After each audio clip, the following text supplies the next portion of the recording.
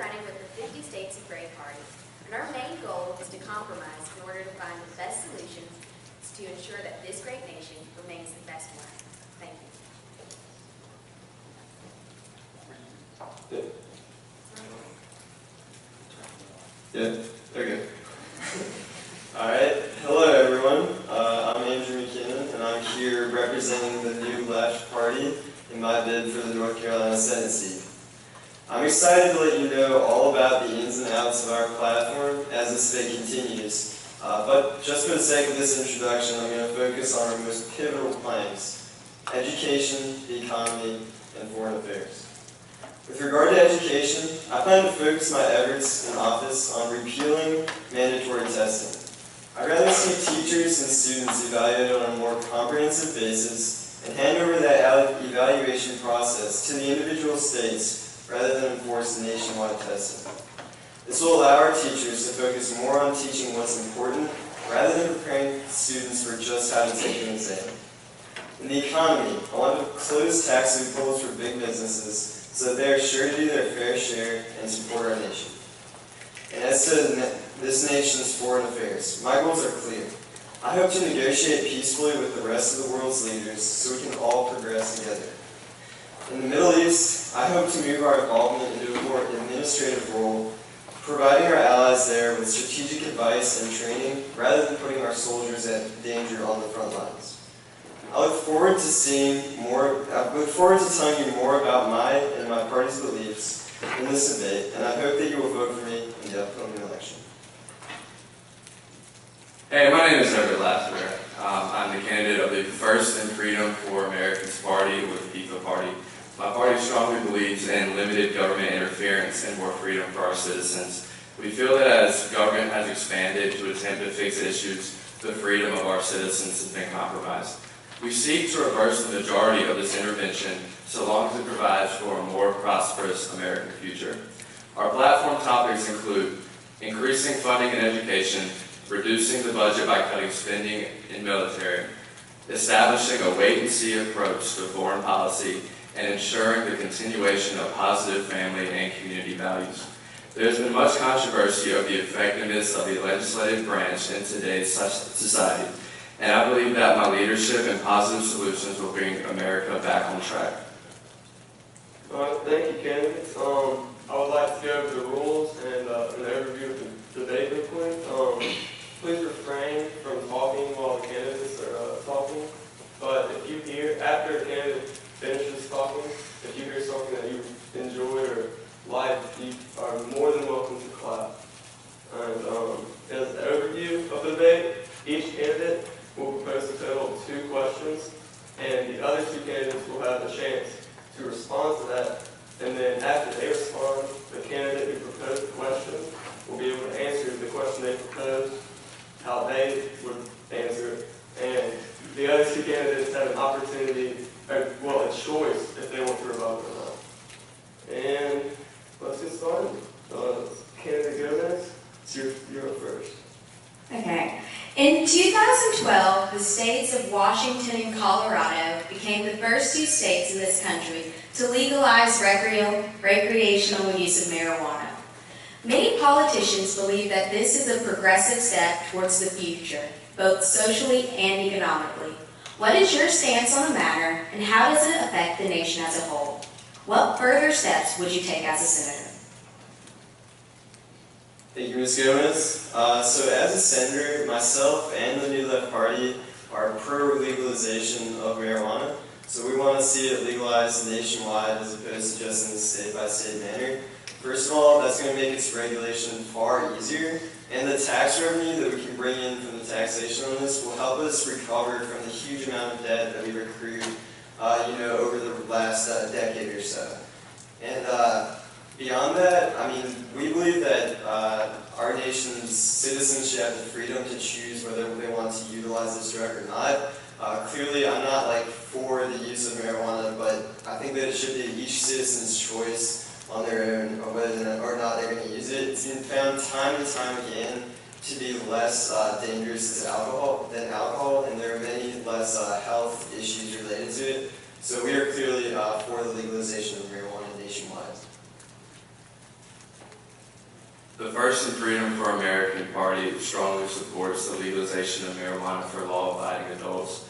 This allows for our citizens to have more control over their lives and eliminates unnecessary government interference.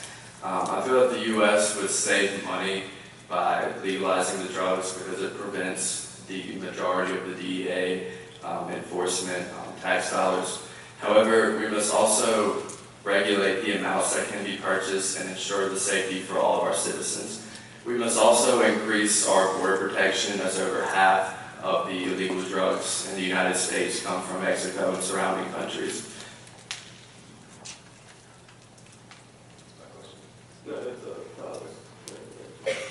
My views are in line with my competitors. I too plan to legalize marijuana because we feel with the 50 States of Gray Party that the tax revenue collected by the legalization of marijuana could help us significantly get out of debt. And this microphone is just not working right, I'm sorry. But yes, as seen in Colorado and Washington, they've been able to help their economies out significantly. Also, we leave it up to the states to give them that freedom to kind of regulate the exact requirements and limitations of the drug. Candidate McKinnon, would you like to rebuttal? I'll pass it. Candidate Lasser, would you like to rebuttal?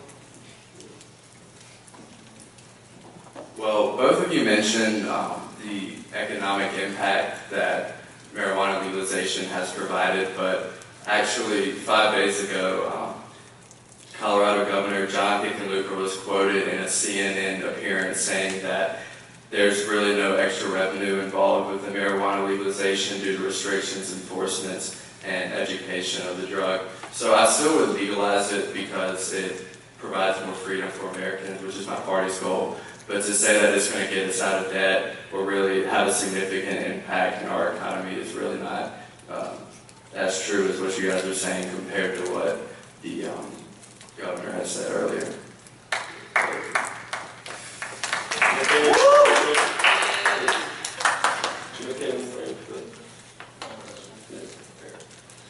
Okay, so both of you have come out in favor of decreasing taxes and moving towards more of a flat tax system.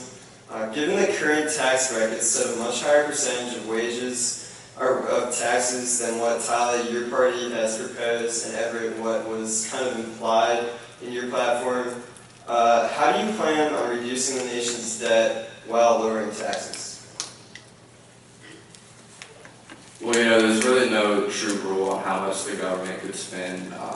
65% of the U.S. spending is mandatory spending, which would be your unemployment, your Medicare, stuff like that. And then 24% is discretionary spending, which would be military, Medicare, government spending, and then another 6% is on interest or debt.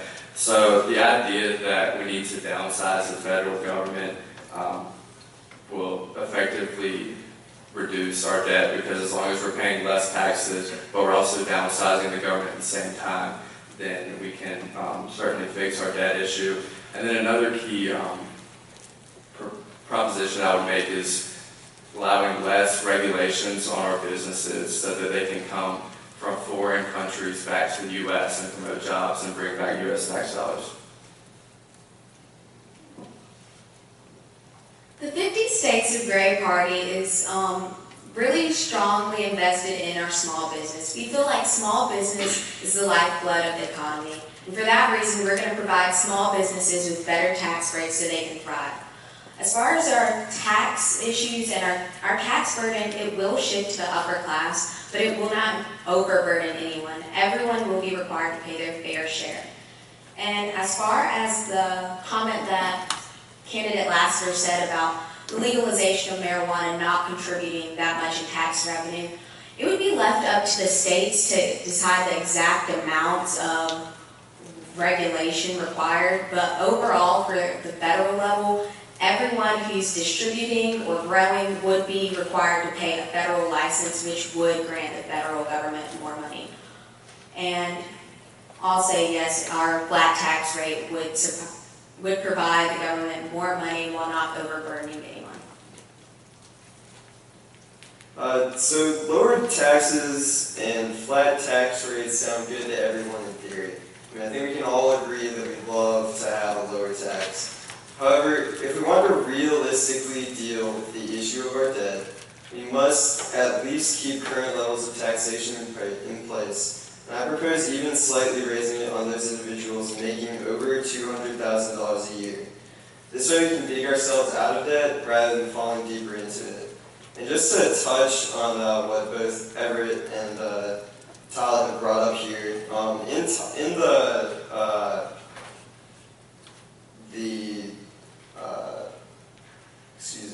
Ms. Gomez's party platform, they asked for an 8% tax rate for the tax bracket from those making $0 a year to those making $50,000 a year. Currently, we don't even have an 8% tax bracket. The lowest tax rate we have is 10% for those from $0 to $9,000. So, really to me, I don't see how we can feasibly lower taxes that much and still make up gains in our national debt. Candidate Gomez, would you like to rebuttal? Yes. Well, with that being said, by not taxing those people more and more money, we're giving them the ability to spend that money and in the economy to stimulate business growth and small businesses. So although that money is not going directly to the federal government, it's still going to stimulate the economy. And also, I'd like to touch on a point, since we're talking about reducing the budget. You guys are both in favor of limiting military spending, and I feel like we should not cut corners on protecting our citizens at all. Candidate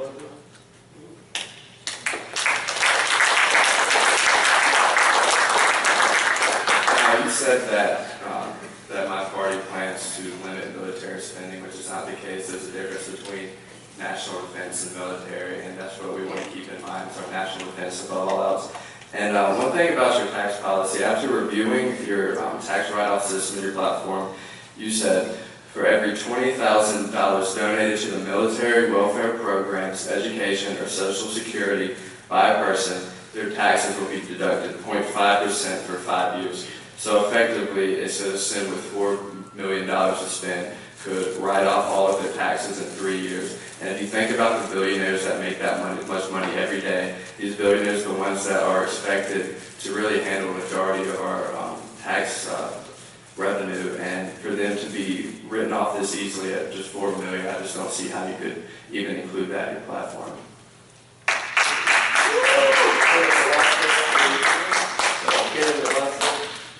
Everett, it is your turn to pose a question.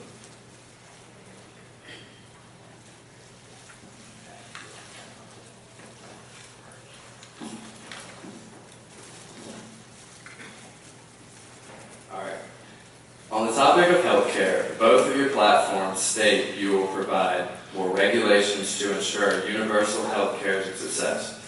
Ms. Gomez, your platform states the federal government will, however, impose certain regulations on the state-level insurance, these being minimum requirements that must be fulfilled. And Mr. McKinnon, yours states, by putting regulation on the healthcare system, we aim to ensure more people are happy with the healthcare system and more are using it for its true purposes.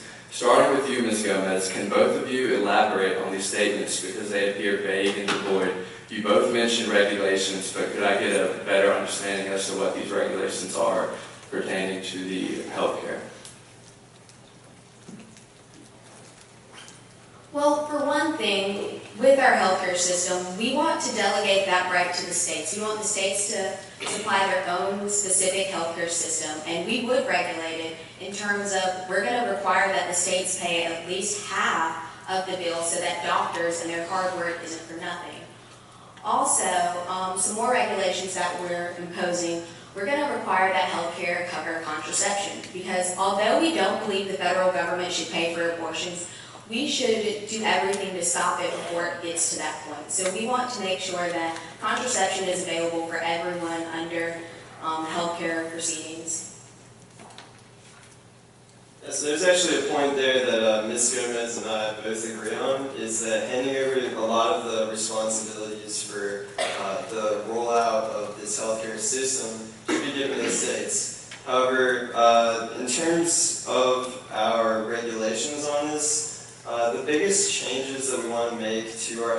system are basically in the entire confusion of how it works. So we wanted to do kind of a public education campaign, make sure that people know exactly how this system is working, how they can get involved in it, so that they can utilize the great benefits that we're trying to hand out to our nation. The Affordable Health Care Act was a great act, but the way it was rolled out was extremely inefficiently done and ineffective. So we want to keep this bill in place, but we want to make sure that people are utilizing it to its full potential by giving public information and letting people know exactly how they can utilize the system to the best of their abilities.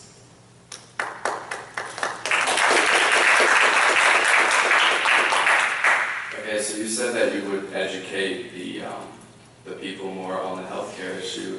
So I do have a point I have to make, but just following up also, how would you do it different than what the Obama administration has done currently? But one thing I have to say is this nation is tired of empty promises. The truth is America was founded on low regulation capitalism, and our current Obamacare policies have effectively hurt small businesses and actually increased the deficit. It has also interfered with other healthcare companies, and premiums have risen higher than promised. Obamacare has proven to cause more harm than good, and as your senator, I would vote to remove it.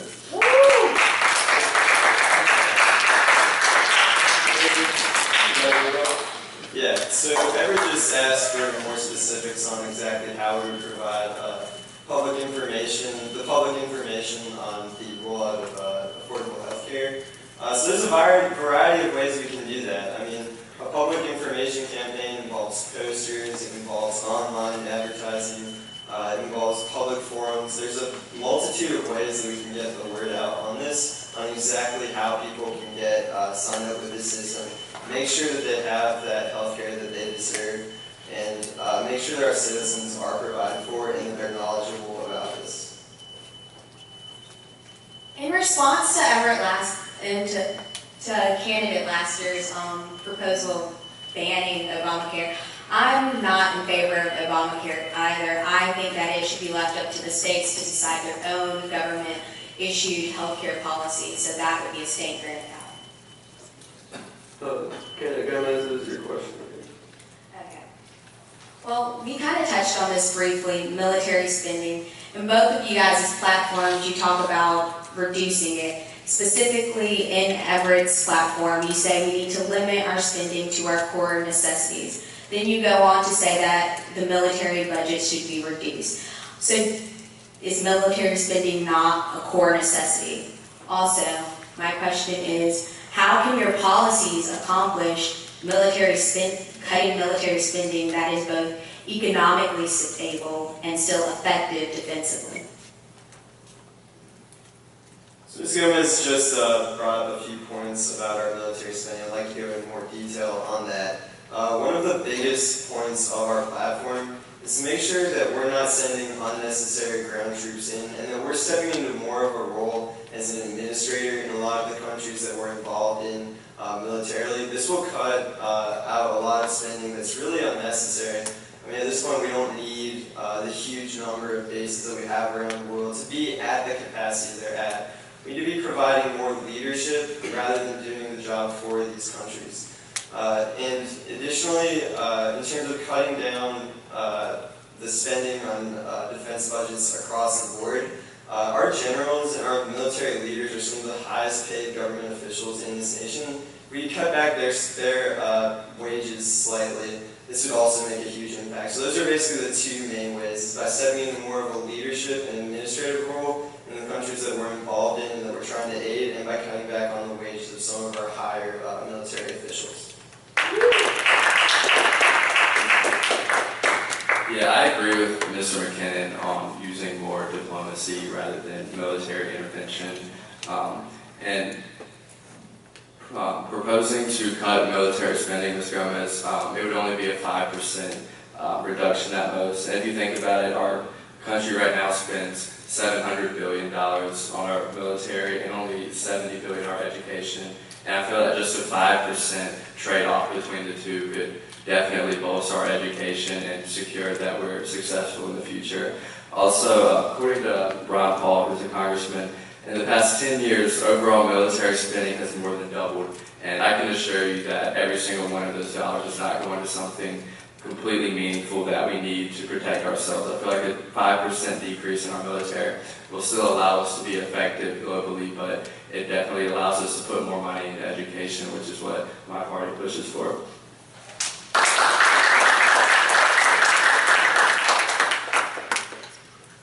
Okay, well, before I get into my reveal, in response to Mr. McKinnon's statement, you say that we should not move ground troops in, but in your platform you are in favor of moving troops into ISIS while also cutting military spending down. I'm not too sure how that would work exactly.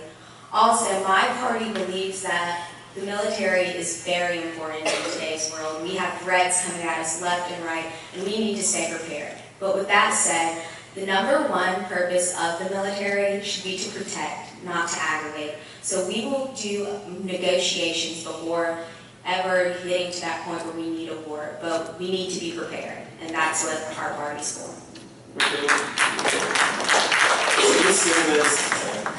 Ms. Gomez just brought up a specific point from the foreign affairs flank of our platform.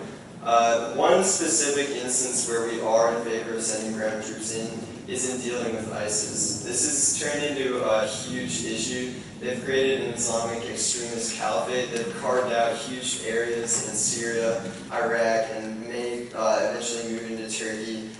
This is a huge issue that we've already tried airstrikes, we've attempted diplomacy. These people can't be reasoned with. On this specific issue, we want to send ground troops in.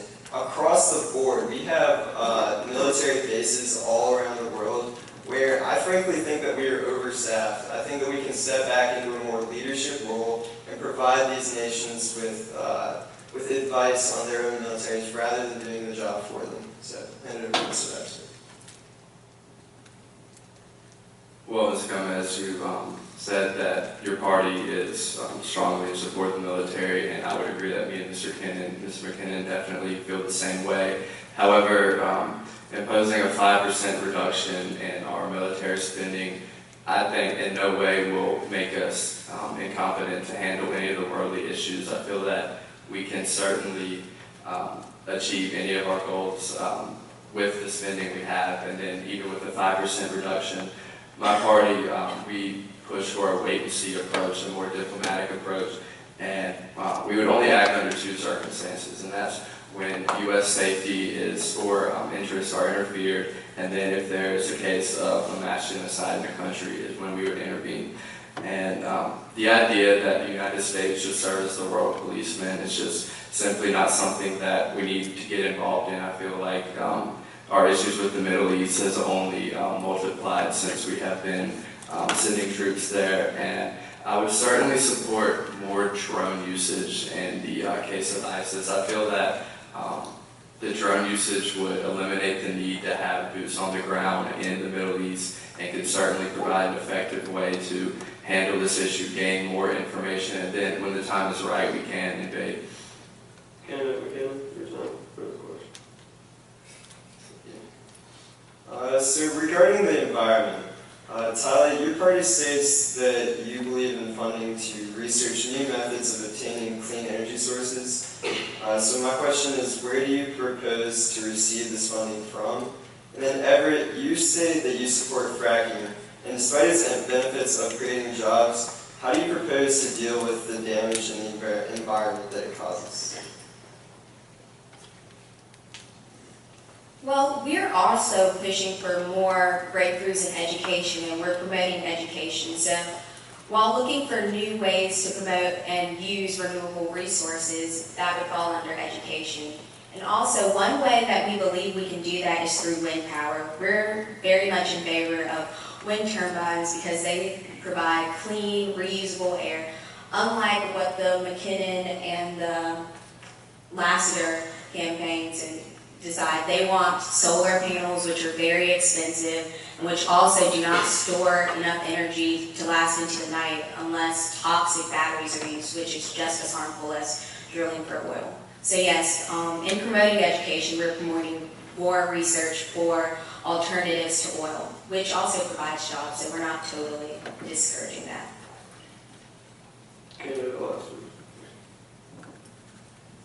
Mr. Ken, as you said that there are economic benefits to fracking, and then there are also your environmental consequences, and that's the trade-off that we have to face.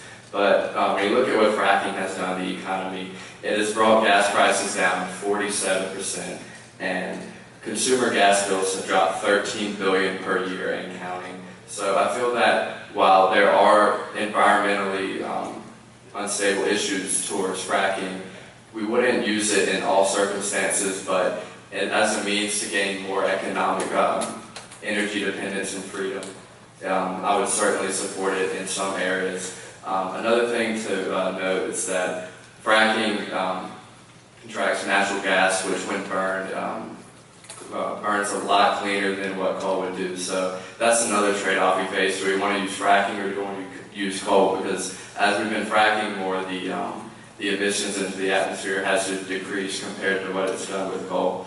So it's certainly a trade-off, and I feel that having a more energy dependency and stimulating the economy has helped. While there is an environmentally consequential issue, I have confidence in our education in the future to certainly meet the needs of it.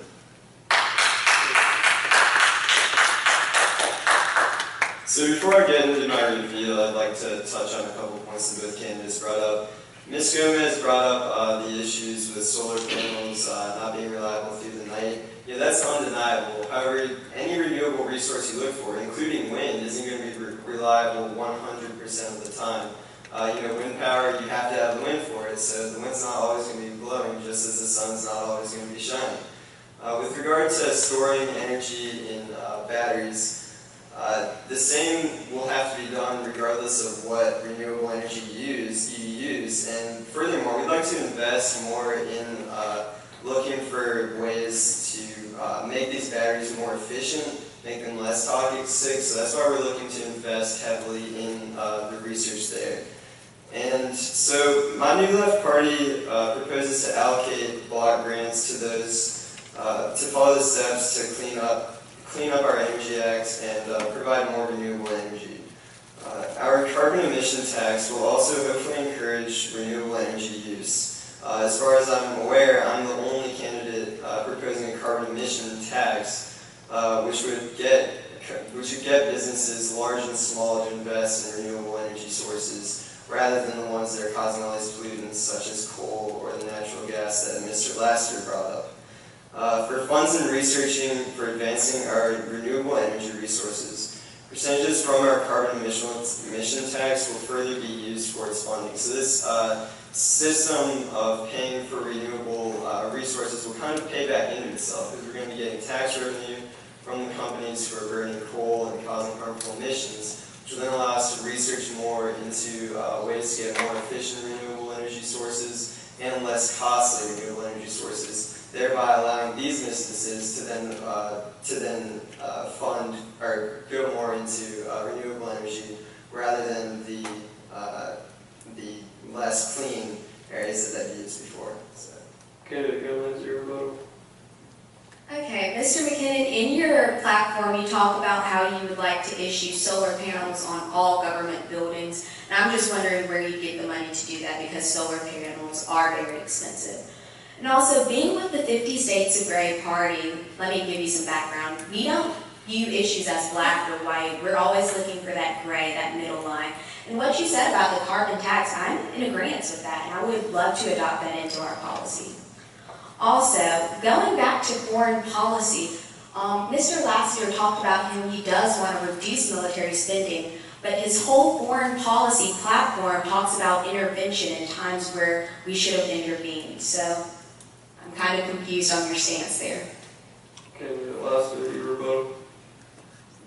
Well, basically what my foreign policy platform says is the times that we should intervene and shouldn't. And in the case of the genocide, like my party proposes, we would certainly intervene in those cases. So I don't know where your confusion's at with that. But we already have some forms of carbon emission taxes. That's basically why when we go to the gas tank, we have to pay a tax, which, by the way, with fracking is down 47%. So I hope that the 50 States of Gray platform doesn't start to complain when gas prices gets high because we can't use fracking. So.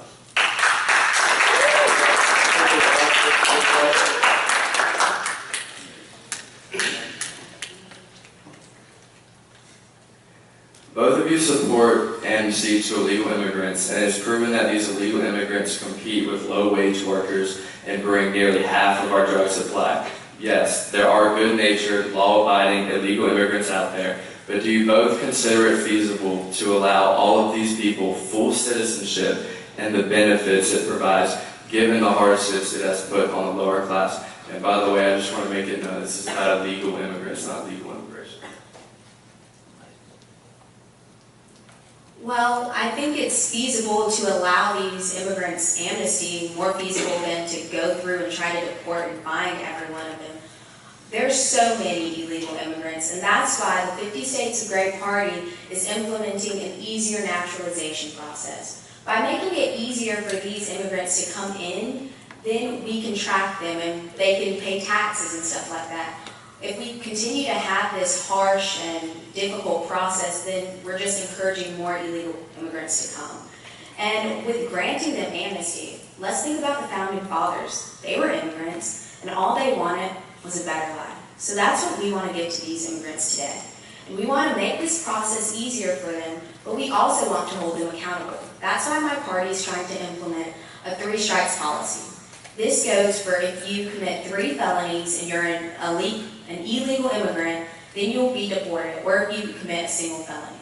We want to give everyone the opportunity to take a chance and take part in the American dream. And that's what my party is trying to do with our immigration policy. Thank you. So yeah, similarly to what Ms. Gomez's party has stood for, we are also looking to grant amnesty to a lot of the illegal immigrants here. However, they're going to have to meet a few qualifications to get that status. We're not just going to give it out to anybody who's here.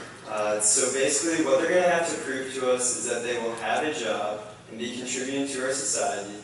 And in addition to that, they will have to prove that they have no outstanding felonies, no misdemeanors, no kind of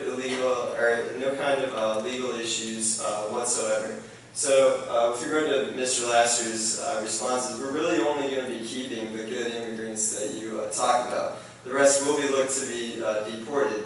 However, in terms of deporting all of the illegal immigrants here, I'm not sure exactly what your stance on that is, Mr. Lasser, but deporting all of the illegal immigrants in the U.S. at this point in time just isn't feasible fiscally. I mean, rounding up that huge number of people and sending them back to the nations from which they came just isn't a reasonable thing to do. It's going to cost a huge amount of money, cost our taxpayers huge amounts of funds. They can easily rather be resolved just by inviting these people into the United States nation. And I'd also like to touch on a point that Ms. Gomez brought up on her rebuttal on the last question. The new left party has decided that we want to implement solar panels on all government buildings. The way that we're going to plan to pay for this is pretty much by paying for itself. As you implement these solar panels, you're going to have reduced electrical bills from the energy that you would be getting from more or less clean energy sources. So pretty much this is going to pay for itself because you're going to be losing that amount of money that you would be paying for your energy bills because you're going to be creating your own energy.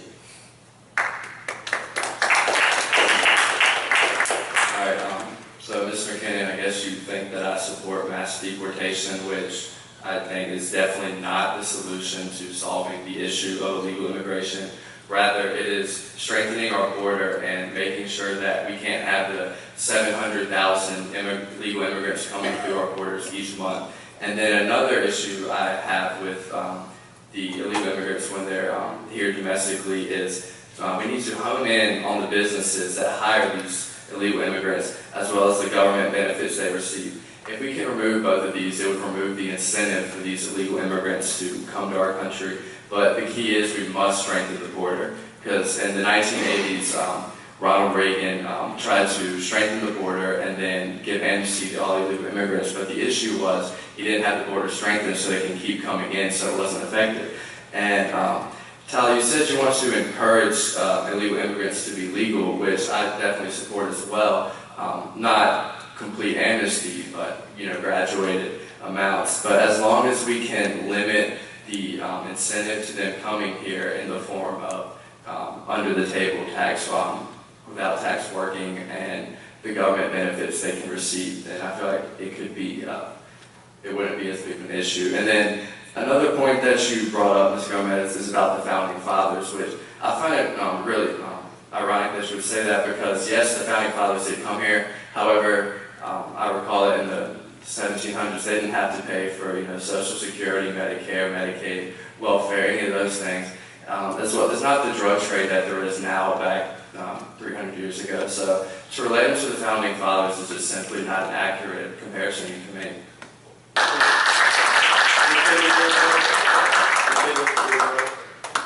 Sorry. Yeah, so to touch on just what Mr. Laster has just brought up, I'm all for strengthening the border. Let's make that one thing clear. In our platform, we state that we would like to increase the number of border patrol officers at the border, which will also go to creating more jobs. So I'd just like to clarify that point.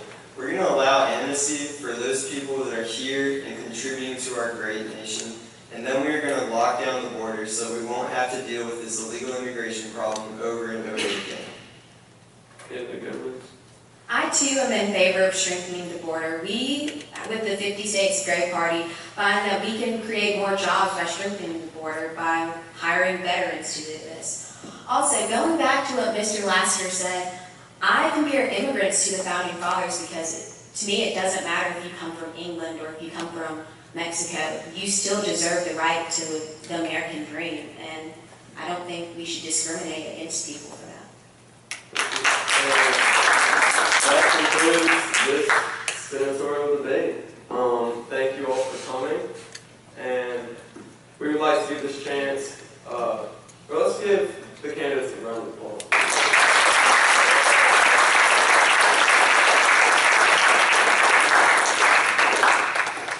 Alright, for the class that is voting, we would like to give this opportunity for y'all to clap for which candidate y'all prefer the most. And we'll start with candidate Gomez.